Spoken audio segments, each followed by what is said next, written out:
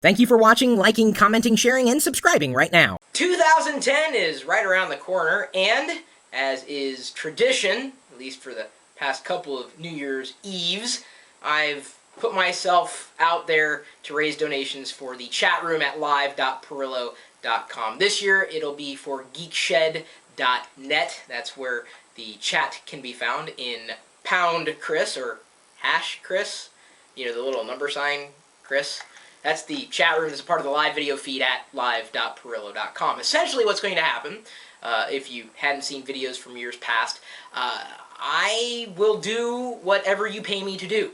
Within reason, I have the ability to say yay or nay. You could say donate money to have me do my best to sing a song, or dance, or say something, or do a shout out, or anything you can possibly think of. Of course, I may ask you to donate a little more depending on what the request happens to be. This is a subservient-chris, as we've called it, which is paying our respects to the subservient-chicken campaign that Burger King launched a couple years ago. And as a matter of fact, I think the subservient-chicken is still online. So it's kind of in that vein. This year, however, we're doing something slightly different. And so to explain exactly what's going to happen with that and why, I've got Kat, who is just one of the most wonderful people that I've had the pleasure of working with throughout the years, who's going to explain what's happening. Kat? Hey, okay, let's hope I can get through this okay, you guys. There's been a kid that was a member of Chris's community since back before he really had a community. His name was Cory-Carrier, and I first met Cory online nearly 7 years ago. Cory and I shared a very special bond. He called me his internet mom, and I called him my kid. Cory is the kind of person that could make you laugh no matter how low you felt. I can't even describe what he was like. You can go to rememberingcory.com, actually, if you'd like to find a little more about our friend Cory. Cory lived his entire life with muscular dystrophy. He was in a wheelchair. He was on a respirator much of the time. But having muscular dystrophy was not who he was. He didn't let it stop him. He didn't let it define him.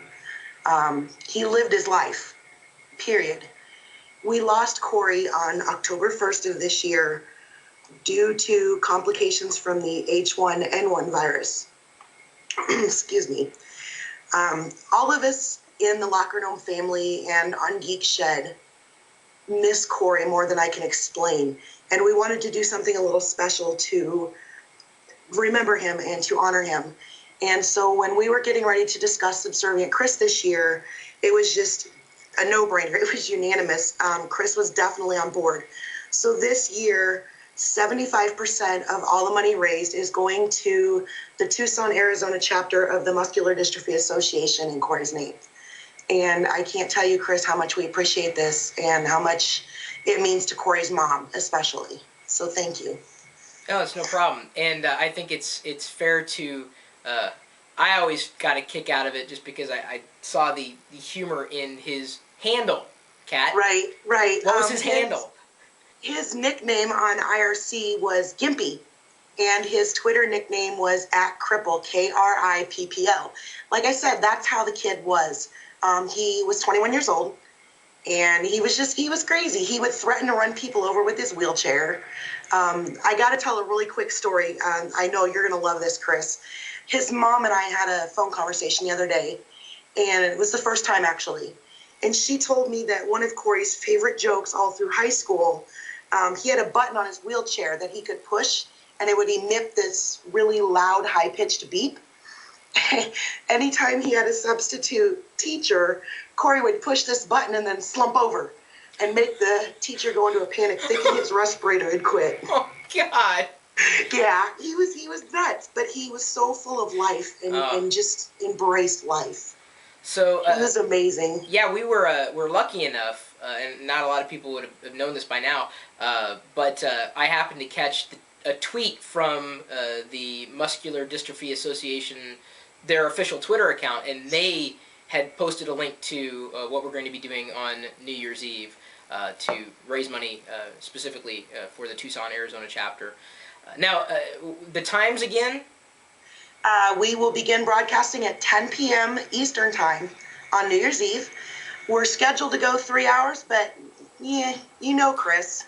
If things are going well, he'll keep going, I'm sure. I know how more. it is. And we also will be joined by someone who you know from the Lego videos. Ime Shu is going to be joining us.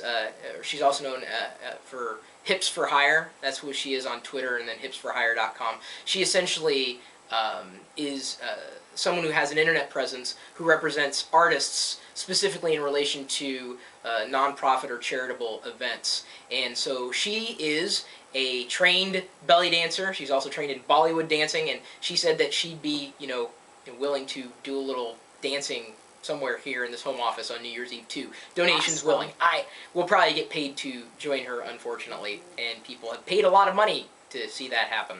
So certainly, yes, if you're not doing... Go ahead, Kat.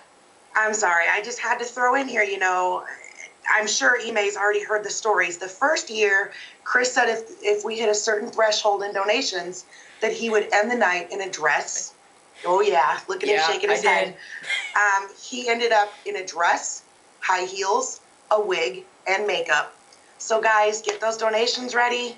$10 minimum to make your request. If we get enough money, maybe we'll get him back in a dress this year. How about a belly dance costume? No belly dance costume. Oh, that would be amazing.